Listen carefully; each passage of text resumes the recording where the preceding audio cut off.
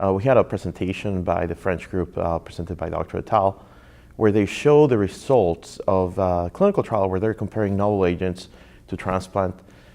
This trial can be presented in many ways, but essentially what they did is they're using the combination of bortezomib, LEN, DEX as primary treatment for the disease versus that as induction, followed by transplant consolidation, and then both arms get maintenance.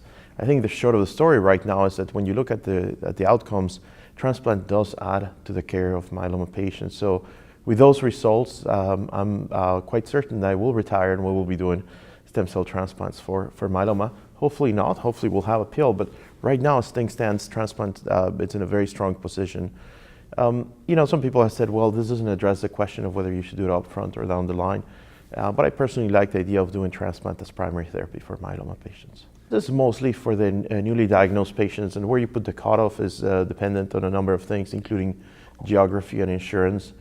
We certainly have seen the transplant boundary continue to move upwards. So for instance, at our center, we will transplant patients up to the age of 75 without much hesitation, and even beyond that in very selected cases.